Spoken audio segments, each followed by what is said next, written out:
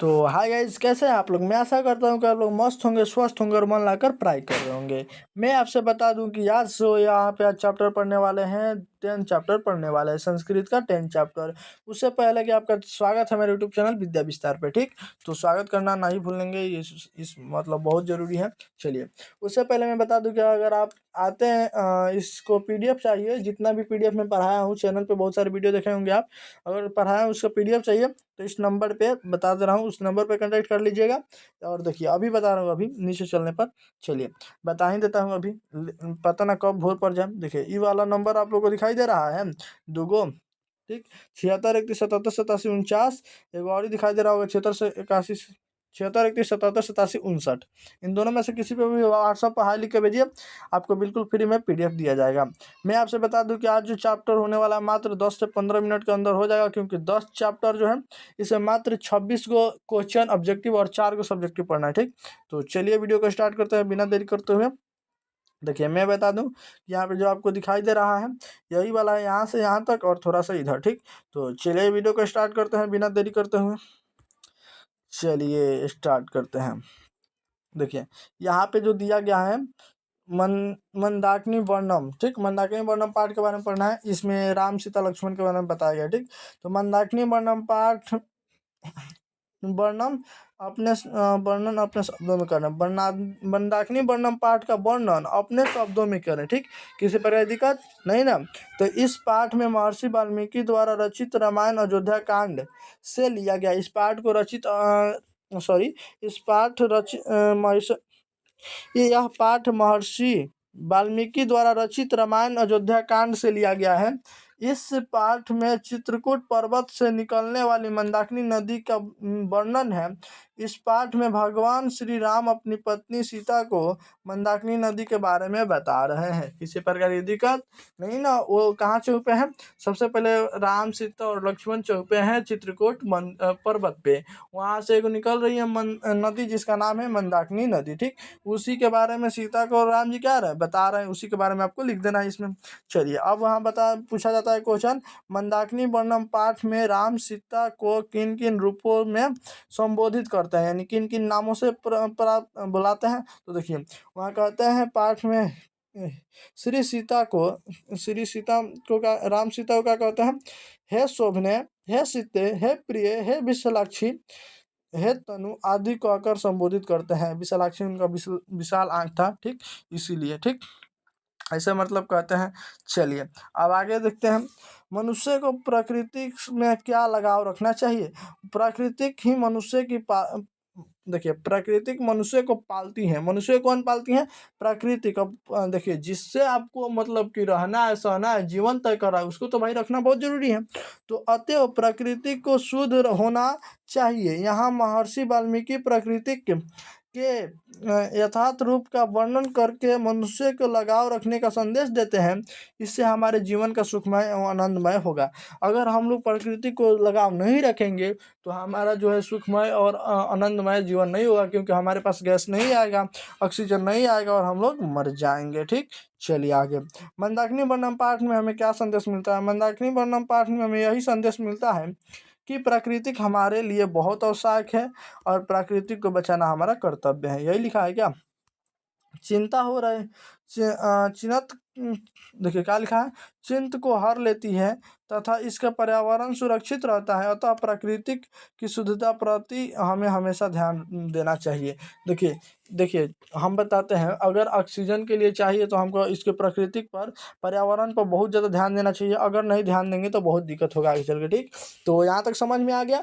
इसमें प्रकृति के बारे में ज़्यादा बताया गया है। और राम सीता लक्ष्मण देखिए गए हैं चित्रकूट मंदिर पर्वत पे, वहाँ पे मंदाकिनी नदी एक निकल रही है और उसी के बारे में बता रहा है। उसमें सरस हारस और फूल भी गिरा हुआ है, उसके बगल में फूल भी है, मतलब नदी का अगल बगल। और उस वहाँ पे सीता को मतलब राम जी बता रहे हैं इसके बारे में। ठीक, मंदाकिनी नदी के बारे में। ठीक, हो गया। चलिए आगे हम बढ़ते हैं। अब इसका ऑब्जेक्टिव देखते हैं, ऑब्जेक्टिव कितना होगा। मात्र 26 का ऑब्जेक्टिव है, किसी प्रकार की दिक्कत नहीं ना। चलिए, फर्स्ट नंबर ऑब्जेक्टिव यहाँ पे देखिए, किस छंद में मंदाकिनी वर्णम पाठ है? किस छंद में मंदाकिनी वर्णम पाठ है? अनुप्रष्टि। ठीक, चलिए, मंदाकिनी नदी वर्णम पाठ के रचयिता कौन है? इनके रचयिता कौन है? वाल्मीकि जी। ठीक, चलिए मंदाकिनी वर्णम पाठ रामायण के किस कांड से लिया गया है? अयोध्या कांड से लिया गया है। क्या? अयोध्या कांड से लिया गया है। चलिए मंदाकिनी नदी किसके तालाब के सामने दिखाई पड़ रही है? मंदाकिनी नदी किसके तालाब के सामने दिखाई पड़ रही है? कुबेर के तालाब नहीं होगा भाई, कुबेर के तालाब की तरह दिखाई पड़ रही है। चलिए अच्छा, उस क्वेश्चन में कोई गलत होगा तो जरूर टाइप करके भेजिएगा, कोई दिक्कत होगा तो। मंदाकिनी नदी किस पर्वत के निकट बहती है? चित्रकूट। वहां पे वही लोग चौपे हैं, कौन? राम लक्ष्मण और माता सीता। ठीक, राम लक्ष्मण, मेरा भी नाम लक्ष्मण है। मंदाकिनी नदी का जल किसके पीने से गंदा हो गया? हिरण के पीने से गंदा हो गया। रामायण के रचनाकार कौन है? वाल्मीकि जी। ठीक, याद रखिएगा। कालिदास की कौन सी रचना है? कालिदास की जो भी रचना होगी लास्ट में म लगा होगा, रघुवंशम। ठीक, याद रखिएगा। राम किसको अब मंदाकिनी नदी दिखा रहे हैं? सीता को। किस चीज को? किनको? सीता को। चलिए वनवास प्रसंग में राम सीता लक्ष्मण कहाँ पहुंचे? चित्रकूट पर्वत पे पहुंचे। चलिए राम किसे संबोधित करते हुए मंदाकिनी नदी का वर्णन करते हैं? सीता को। चलिए जाटा और मृग मरीच को धारण किए हुए कौन है? मुनि लोग, ऋषि लोग। किसी प्रकार की दिक्कत नहीं ना? चलिए आगे बढ़ते हैं। सीता रामचंद्र के कौन थी? सीता रामचंद्र के पत्नी थी। ठीक, चलिए दोनों भुजाओं के ऊपर करके कौन उपासना करते हैं? ऋषि लोग करते हैं। समझ गया? क्या करते हैं?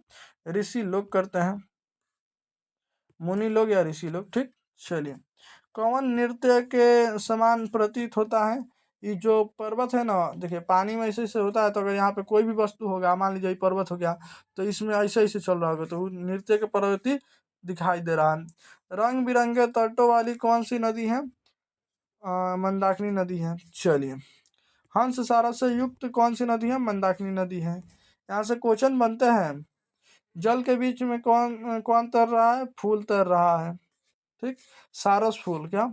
यहाँ पे सारस फूल, डी नंबर ऑप्शन हुआ। किसी पर दिक्कत नहीं ना? चलिए जल के बीच में कौन तैर रहा है? सारस फूल। फिर वही क्वेश्चन आ गया, कौन नदी और प्राकृतिक संपदाओं से घिरी हुई है? मंदाकिनी नदी। ठीक, चलिए आगे।